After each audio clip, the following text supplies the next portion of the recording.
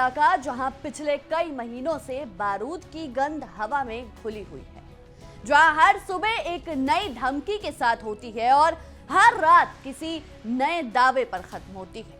यहाँ बातचीत भी होती है लेकिन बंदूक की नली के साए, शांति की बातें भी होती हैं लेकिन मिसाइलों की परछाई के बीच। और अब एक बार फिर हालात ऐसे मोड़ पर आकर खड़े हो गए हैं जहां एक छोटी सी चूक पूरी दुनिया को आर्थिक और सामरिक संकट में धकेल सकती है।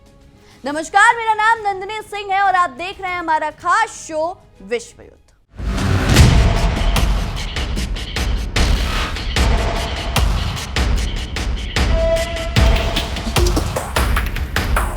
ईरान ने इस बार जो कहा है उसने सिर्फ अमेरिका को नहीं बल्कि पूरे खाड़ी क्षेत्र को बेचैन कर दिया है। संदेश बिल्कुल साफ है, अगर अमेरिका ने दोबारा हमला किया तो जवाब सिर्फ अमेरिकी ठिकानों तक सीमित नहीं रहेगा।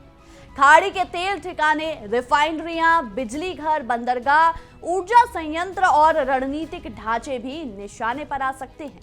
यानी अगर युद्ध हुआ तो इस बार सिर्फ मिसाइलें नहीं चलेंगी बल्कि दुनिया की अर्थव्यवस्था की धड़कन पर भी हमला होगा।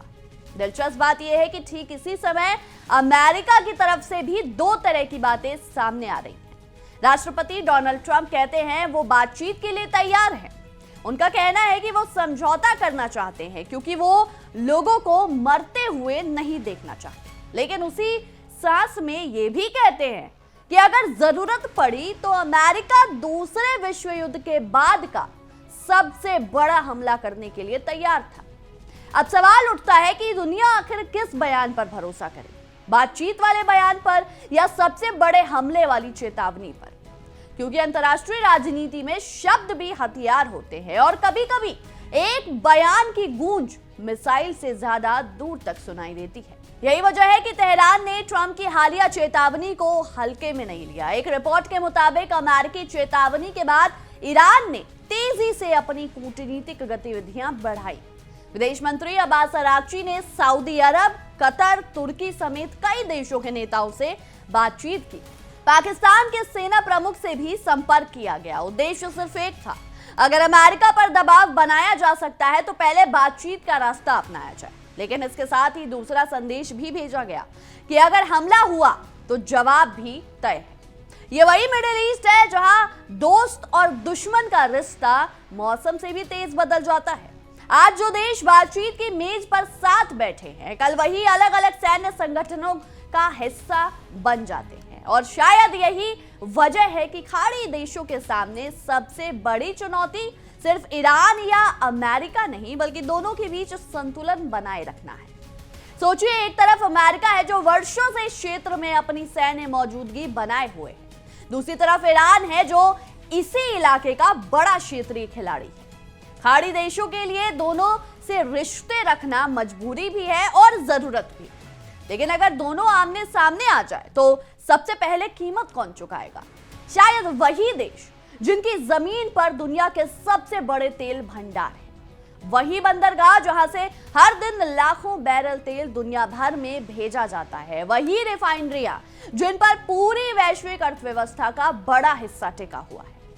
युद्ध की सबसे बड़ी विडंबना यही होती है दोस्तों, लड़ाई दो देशों के बीच होती है लेकिन उसका बिल पूरी दुनिया भरती है। कहीं पेट्रोल महंगा होता है, कहीं गैस, कहीं बिजली और कहीं खाने पीने की चीजें। क्योंकि जब तेल महंगा होता है तो उसका असर सिर्फ पेट्रोल पंपों तक नहीं रहता, वो उस हर चीज को प्रभावित करता है जो सड़क, जहाज या हवाई जहाज के जरिए एक जगह से दूसरी जगह पहुंचती है। इसलिए ईरान की चेतावनी को सिर्फ एक राजनीतिक बयान मानकर नजरअंदाज नहीं किया जाता।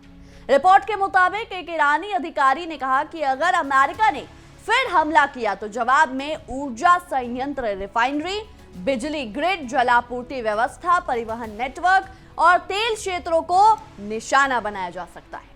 यानी इस बार संदेश सिर्फ सैन्य जवाब का नहीं बल्कि आर्थिक जवाब का भी है। और अगर आपको लगता है कि यह सिर्फ बयानबाजी है तो इतिहास पर एक नजर डालिए। दोस्तों, साल 2019 सऊदी अरब की अरामको तेल फैसिलिटी पर ड्रोन और मिसाइल हमला हुआ। कुछ ही घंटों में दुनिया के सबसे बड़े तेल उत्पादकों में शामिल सऊदी अरब का उत्पादन बुरी तरह प्रभावित हुआ, यानी अफेक्ट हुआ था। अंतर्राष्ट्रीय बाजार में हलचल मच गई, तेल की कीमतें उछलने लगी। उस एक हमले ने पूरी दुनिया को यह समझा दिया कि आज के दौर में युद्ध सिर्फ सीमा पर नहीं लड़ा जाता, किसी देश की आर्थिक नस पर हमला करके भी उसे झटका दिया जा सकता है। अब सवाल यह है कि क्या इस बार भी वैसा ही खतरा मंडरा रहा है? यही वो सवाल है जिसने दुनिया की नजरें एक बार फिर हॉर्मुज स्ट्रेट पर टिका कर रख दी है। वही समुद्री रास्ता जहां से दुनिया के करीब 5वें हिस्से का तेल गुजरता है। अगर इस रास्ते पर कुछ दिनों के लिए भी संकट पैदा हो जाए तो असर एशिया से लेकर यूरोप और अमेरिका तक महसूस किया जा सकता है। और अब इसी हॉर्मुज को लेकर नई चर्चा शुरू हो गई है। खबर है कि ईरान और ओमान के बीच एक ऐसे प्रस्ताव पर बात चल रही है जिससे इस पूरे समुद्री मार्ग में ईरान की भूमिका पहले से ज्यादा मजबूत हो सकती है। बिल्कुल, अगर ऐसा होता है तो यह सिर्फ समुद्री नक्शे का बदलाव नहीं होगा बल्कि वैश्विक रणनीति का नया अध्याय होगा। यानी जिस रास्ते से दुनिया की ऊर्जा गुजरती है उसी रास्ते पर अब राजनीति, कूटनीति और सैन्य शक्ति तीनों का इम्तिहान होने वाला है। और यहीं से कहानी और भी ज्यादा दिलचस्प हो जाती है, क्योंकि सवाल सिर्फ इतना नहीं है कि ईरान क्या चाहता है, सवाल यह भी है कि अमेरिका की अगली चाल क्या होगी। क्या व्हाइट हाउस बातचीत को आगे बढ़ाएगा या फिर ताकत की भाषा एक बार फिर हावी होगी? और अगर दोनों अपने अपने रुख पर अड़े रहे तो इसकी सबसे बड़ी कीमत कौन चुकाएगा? वॉशिंगटन, तेहरान या पूरी दुनिया?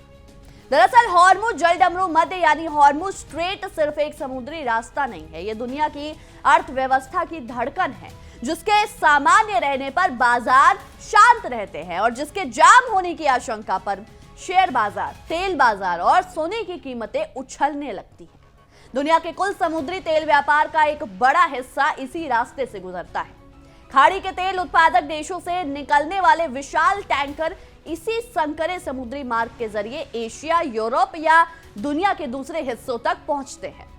इसलिए जब भी हॉर्मुज का नाम सुर्खियों में आता है, दुनिया सिर्फ एक समुद्री रास्ते की नहीं बल्कि अपनी अर्थव्यवस्था की चिंता करने लगती है। अब चर्चा उस प्रस्ताव की हो रही है जिसे लेकर एक रिपोर्ट में दावा किया गया है। रिपोर्ट के मुताबिक ईरान और ओमान के बीच ऐसे प्रस्ताव पर बातचीत चल रही है जिससे हॉर्मुज स्ट्रेट में आने जाने वाले जहाजों पर ईरान की भूमिका पहले से और अधिक मजबूत हो सकती है। और अगर ऐसा होता है तो यह सिर्फ प्रशासनिक बदलाव नहीं होगा बल्कि रणनीतिक संतुलन पर भी इसका बड़ा परिवर्तन माना जाएगा, क्योंकि जिस रास्ते पर दुनिया की ऊर्जा निर्भर करती है वहां किसी एक देश का प्रभाव बढ़ना हमेशा वैश्विक शक्तियों की चिंता बढ़ा देता है। यही वजह है कि अमेरिका भी इस पूरे घटनाक्रम पर लगातार नजर बनाए हुए है। वॉशिंगटन अच्छी तरह जानता है कि अगर हॉर्मुज में किसी तरह की बाधा आती है तो इसका असर सिर्फ तेल की कीमतों तक सीमित नहीं रहेगा। वैश्विक सप्लाई चेन प्रभावित होगी, समुद्री बीमा महंगा होगा, माल ढुलाई की लागत बढ़ेगी और उसका सीधा असर आम लोगों की जेब तक पहुंचेगा, यानी आपके और हमारे जेब तक। इसलिए यह सिर्फ अमेरिका और ईरान का विवाद नहीं है, यह दुनिया की अर्थव्यवस्था से जुड़ा मुद्दा बन चुका है, एक मामला बन चुका है। इसी बीच राष्ट्रपति डोनाल्ड ट्रंप का बयान फिर चर्चा में है। लास वेगास में आयोजित एक कार्यक्रम में ट्रंप ने कहा कि अमेरिका अब भी बातचीत के लिए तैयार है। उन्होंने कहा वो समझौता करना पसंद करेंगे क्योंकि वो लोगों को मरते हुए नहीं देखना चाहते। सुनने में यह बयान शांति की अपील जैसा लग सकता है, लेकिन इसके तुरंत बाद ट्रंप ने यह भी कह डाला कि अमेरिका दूसरे विश्व युद्ध के बाद का सबसे बड़ा हमला करने की तैयारी में था और आखिरी समय में ईरानी अधिकारियों की बातचीत की इच्छा के कारण उसे रोक दिया गया। यहीं से सवाल शुरू होते हैं, अगर बातचीत इतनी आगे बढ़ चुकी थी तो फिर इतने बड़े सैन्य हमले की तैयारी क्यों थी? और अगर हमला वास्तव में तय था तो फिर उसी मंच से यह कहना कि मैं लोगों को मरते नहीं देखना चाहता, क्या दुनिया के सामने दो अलग अलग तस्वीरें पेश नहीं करता? अंतर्राष्ट्रीय राजनीति में ताकत दिखाना कोई नई बात नहीं है। बड़े देश अक्सर अपनी सैन्य क्षमता का प्रदर्शन करते हैं ताकि विरोधी पर दबाव बनाया जा सके, उन पर एक डर बनाया जा सके। लेकिन जब हर कुछ दिनों में बातचीत और बमबारी दोनों एक साथ चर्चा का हिस्सा बनने लगे, तब दुनिया ये जरूर पूछती है कि आखिर असली रणनीति क्या है। आप युद्ध करना चाह रहे हैं या युद्ध करने वाले हैं तो वो भी बता दीजिए। अगर बातचीत की मेज तक आप लोग पहुंच गए हैं, बातचीत होने वाली है, तो वो भी बता दीजिए। आप खुलकर एक बयान पर क्यों नहीं टिक रहे? ये जो हर मिनट बयानबाजी बदली जा रही है, इसे लेकर पूरी दुनिया की जनता, दुनिया के देश परेशान हैं और कंफ्यूजन में हैं कि आखिर अमेरिका चाहता क्या है। क्या यह दबाव बनाकर समझौता कराने की कोशिश है या फिर बातचीत को ताकत के साए में चलाने की नई शैली। दूसरी तरफ ईरान भी लगातार यही संदेश देने की कोशिश कर रहा है कि अगर उसके खिलाफ कार्रवाई हुई तो जवाब सिर्फ सीमित सैन्य प्रक्रिया से नहीं होगा। इसलिए तेहरान अपनी कूटनीतिक कोशिशों के साथ साथ अपनी सैन्य क्षमता का भी संकेत दे रहा है। यानी दोनों पक्ष अलग अलग भाषा में लगभग एक ही बात कर रहे हैं। बातचीत भी करेंगे लेकिन कमजोरी नहीं दिखाएंगे, मतलब बात करेंगे लेकिन झुकेंगे नहीं एक दूसरे के सामने। और शायद यही वजह है कि मिडिल ईस्ट में तनाव खत्म होने के बजाय और जटिल होता जा रहा है, क्योंकि ये दोनों देश अपनी अपनी जिद पर अड़े हुए हैं। न एक पीछे हटने को तैयार है, न दूसरा पीछे हटने को तैयार है। दोनों अपनी अपनी शर्तें थोप रहे हैं एक दूसरे पर और इस चक्कर में पूरी दुनिया पिस रही है। इस पूरे घटनाक्रम का असर अब बाजारों में भी साफ दिखाई देने लगा है।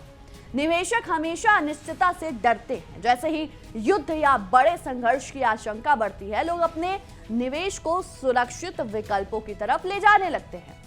यही कारण है कि सोने की कीमतों में लगातार तेजी देखने को मिली है। रिपोर्ट के मुताबिक स्पॉट गोल्ड कई सप्ताह के उच्च स्तर पर पहुंच गया है। अमेरिकी डॉलर में कमजोरी और ट्रेजरी यील्ड में गिरावट में भी सोने को मजबूती दी है। यानी जमीन पर मिसाइल अभी नहीं चली, लेकिन बाजार ने पहले ही अपनी चाल बदलनी शुरू कर दी है। तेल बाजार भी लगातार हर बयान पर नजर रखे हुए है। एक तरफ उम्मीद जताई जा रही है कि अगर बातचीत सफल रही और हॉर्मुज से जहाजों की आवाजाही सामान्य बनी रही तो तनाव कुछ कम हो सकता है। दूसरी तरफ यह भी डर बना हुआ है कि अगर किसी भी एक पक्ष ने एक गलत कदम उठाया तो तेल की कीमतों में तेज उछाल आ सकता है और जो लोग मरेंगे सो तो मरेंगे। अब जरा भारत की स्थिति भी समझाते हैं। भारत अपनी ऊर्जा जरूरतों का बड़ा हिस्सा आयात करता है। खाड़ी देशों से आने वाला तेल और गैस भारतीय अर्थव्यवस्था के लिए बेहद जरूरी है। ऐसे में अगर हॉर्मुज स्ट्रेट में किसी भी तरह की रुकावट आती है या तनाव बढ़ता है तो उसका असर भारत पर भी पड़ सकता है। पेट्रोल और डीजल की लागत से लेकर माल ढुलाई और उद्योगों तक हर क्षेत्र, हर फील्ड प्रभावित हो सकता है। इसलिए यह खबर सिर्फ मिडिल ईस्ट की नहीं बल्कि नई दिल्ली की भी चिंता है। इस बीच खाड़ी देशों की भूमिका भी बेहद दिलचस्प हो गई है। सऊदी अरब, कतर और संयुक्त अरब अमीरात जैसे देश नहीं चाहते कि यह तनाव किसी बड़े युद्ध में बदले, क्योंकि अगर युद्ध हुआ तो सबसे पहले जो खतरा है उन्हीं के ऊर्जा ढांचे और आर्थिक हितों पर आएगा। यही वजह है कि क्षेत्रीय स्तर पर लगातार बातचीत और मध्यस्थता कोशिश कर रही है। लेकिन सवाल वही है, क्या सिर्फ बातचीत से हालात संभल जाएंगे या फिर यह सिर्फ तूफान से पहले की खामोशी है? क्योंकि पिछले कुछ वर्षों का अनुभव यही बताता है दोस्तों कि मिडिल ईस्ट में कई बार सबसे खतरनाक दौर वही होता है जब बाहर से सब कुछ शांत दिखाई देता है और अंदर ही अंदर सैन्य तैयारियां तेज हो रही होती। यही कारण है कि आज पूरी दुनिया सिर्फ ये नहीं देख रही कि ईरान क्या कह रहा है या ट्रंप क्या बयान दे रहे हैं। दुनिया ये भी देख रही है कि जमीन पर कौन सा कदम पहले उठता है, क्योंकि कई बार इतिहास भाषणों से नहीं फैसलों से बदलता है और फिलहाल सभी की नजरें उसी अगले फैसले पर टिकी हुई हैं। इस बीच इस पूरे घटनाक्रम के समांतर एक और मोर्चा भी लगातार गर्म बना हुआ है। वेस्ट बैंक में इजरायली सेना की कार्रवाई तेज होने की खबरें सामने आई हैं। अलग अलग इलाकों में छापेमारी, हिरासत और सुरक्षा अभियान की खबरें बताती हैं कि मिडिल ईस्ट का तनाव सिर्फ एक देश तक सीमित नहीं रह गया। Gaza, West Bank, Lebanon, Syria, Iran और खाड़ी क्षेत्र, हर जगह घटनाएं एक दूसरे से जुड़ी हुई दिखाई दे रही है। कहते हैं ना कि जो पॉइंट्स है वो अब एक दूसरे से मिल रहे हैं, यहाँ पर सेम वही चीजें होती दिखाई दे रही हैं। यही वजह है कि इस पूरे इलाके में कोई भी नई सैन्य कार्रवाई सिर्फ स्थानीय घटना नहीं रहती, बल्कि उसका असर पूरे क्षेत्र की सुरक्षा और कूटनीति पर पड़ता है। अब सवाल ये है कि आगे क्या अमेरिका और ईरान वास्तव में बातचीत की दिशा में आगे बढ़ रहे हैं या ये सिर्फ समय हासिल करने की रणनीति है? क्या तेहरान अपनी चेतावनियों के जरिए सैन्य टकराव रोकना चाहता है या वो अपनी प्रतिरोध क्षमता का संदेश देना चाहता है? क्या वॉशिंगटन दबाव की नीति जारी रखेगा या कूटनीतिक रास्ते को प्राथमिकता देगा, उसको प्रायोरिटाइज करेगा? इन सवालों के जवाब अभी किसी के पास नहीं है, लेकिन इतना जरूर है कि दोनों पक्ष एक दूसरे को यह दिखाना चाहते हैं कि वो पीछे नहीं हटेंगे। जैसा मैंने अभी आपको बताया कि दोनों देशों का ईगो क्लैश हो रहा है और यही कारण है कि बातचीत और ताकत का प्रदर्शन दोनों साथ साथ नहीं चल सकते। अगर आपको बात करनी है तो आपको अपना ईगो साइड में रखना पड़ेगा, लेकिन अगर आपके लिए आपका ईगो ज्यादा इंपॉर्टेंट है तो फिर बातचीत तो हो ही नहीं सकती। इतिहास गवाह है कि कई बड़े संघर्ष अचानक शुरू नहीं होते, वो महीनों तक बढ़ते तनाव, चेतावनियों, सैन्य तैयारियों और कूटनीतिक प्रयासों के बीच आकार लेते हैं। कभी एक बयान माहौल बदल देता है तो कभी एक छोटी सी घटना बड़े संकट का कारण बन जाती है। इसलिए इस समय दुनिया सिर्फ ये नहीं देख रही कि कौन क्या कह रहा है, बल्कि ये भी देख रही है कि कौन क्या कर रहा है। अगर हॉर्मुज़ स्ट्रेट पूरी तरह सामान्य रहता है तो वैश्विक ऊर्जा बाजार को राहत मिल सकती है, लेकिन अगर वहां किसी भी तरह का व्यवधान पैदा होता है तो इसका असर सिर्फ तेल तक सीमित नहीं रहेगा। शिपिंग लागत बढ़ सकती है, बीमा प्रीमियम महंगे हो सकते हैं, सप्लाई चेन प्रभावित हो सकती है और कई देशों में महंगाई पर दबाव बढ़ सकता है। यही वजह है कि अंतर्राष्ट्रीय बाजार इस पूरे घटनाक्रम पर लगातार अपनी पैनी नजर बनाए हुए है। भारत के लिए भी ये स्थिति बेहद महत्वपूर्ण है। जैसा हमने आपको अभी बताया, भारत की ऊर्जा जरूरतों का एक बड़ा हिस्सा आयातित तेल पर और गैस पर निर्भर करता है। इसलिए मिडिल ईस्ट में स्थिरता भारत के आर्थिक हितों से सीधे जुड़ी हुई है। अगर क्षेत्र में तनाव बढ़ता है तो उसका असर ऊर्जा लागत, व्यापार और परिवहन पर पड़ सकता है। दूसरी तरफ अगर बातचीत सफल रहती है और समुद्री मार्ग सामान्य बने रहते हैं तो इससे वैश्विक बाजारों में भरोसा लौट सकता है। अब बात करते हैं इस पूरे घटनाक्रम के सबसे इंपॉर्टेंट रोल की, सबसे महत्वपूर्ण पहलू की। ये सिर्फ अमेरिका बनाम ईरान की कहानी नहीं है, ये उस बदलती दुनिया की कहानी है जहां युद्ध अब सिर्फ मोर्चे पर नहीं लड़े जाते, सिर्फ बॉर्डर पर नहीं लड़े जाते। आर्थिक प्रतिबंध, साइबर हमले, ऊर्जा आपूर्ति, समुद्री मार्ग, कूटनीतिक दबाव और सूचना का युद्ध, ये सभी आधुनिक भू राजनीति के अहम हथियार बन चुके हैं। आज किसी देश की ताकत सिर्फ उसकी सेना नहीं बल्कि उसकी आर्थिक क्षमता, उसके गठबंधनों और उसकी रणनीतिक स्थिति से तय होती है। यही वजह है कि हॉर्मुज़ स्ट्रेट आज सिर्फ एक नक्शे पर बनी नीली रेखा नहीं है, ये दुनिया का ऊर्जा सुरक्षा का प्रतीक है। यहाँ होने वाला हर घटनाक्रम एशिया, यूरोप, अमेरिका और अफ्रीका तक असर डाल सकता है। इसलिए इस इलाके में होने वाली हर बातचीत और हर चेतावनी पर वैश्विक नजरें टिकी हुई हैं। अब देखना यह होगा कि आने वाले दिनों में बातचीत आगे बढ़ती है या बयानबाजी और सख्त होती है। क्या दोनों पक्ष तनाव कम करने की दिशा में कदम बढ़ाएंगे या फिर हालात एक और बड़े टकराव की ओर बढ़ेंगे? यह आने वाला समय तय करेगा। फिलहाल इतना साफ है कि मिडल ईस्ट एक बार फिर दुनिया की सबसे बड़ी रणनीतिक शतरंज का मैदान बन चुका है। एक तरफ कूटनीति की चालें चली जा रही हैं, दूसरी तरफ सैन्य तैयारियां की जा रही हैं। एक तरफ समझौते की बात हो रही है, दूसरी तरफ चेतावनियों का दौर भी साथ में जारी है। ऐसे में दुनिया की नजर सिर्फ इस बात पर नहीं कि अगला बयान कौन देगा, बल्कि इस बात पर है कि अगला कदम कौन उठाएगा। क्योंकि कई बार इतिहास युद्ध शुरू होने से नहीं बदलता, इतिहास तब बदलता है जब युद्ध टल जाता है, और कई बार इतिहास तब भी बदलता है जब बातचीत आखिरी मोड़ पर आकर टूट जाती है। फिलहाल मिडिल ईस्ट उसी दोहरे पर खड़ा है। एक रास्ता बातचीत की मेज तक जाता है, दूसरा अनिश्चितता की दिशा में, जहां से लौटना हमेशा आसान नहीं होता। फैसला नेताओं के हाथ में है, लेकिन उसका असर पूरी दुनिया महसूस करेगी, आप और हम महसूस करेंगे। इस बड़े घटनाक्रम पर आपकी क्या कुछ राय है, हमें कमेंट सेक्शन में जरूर बताएं। बहरहाल हमारी आज की इस विशेष रिपोर्ट में इतना ही। तब तक के लिए देखते रहिए इंडिया डेली 24/7 और हमारा खास शो विश्व युद्ध।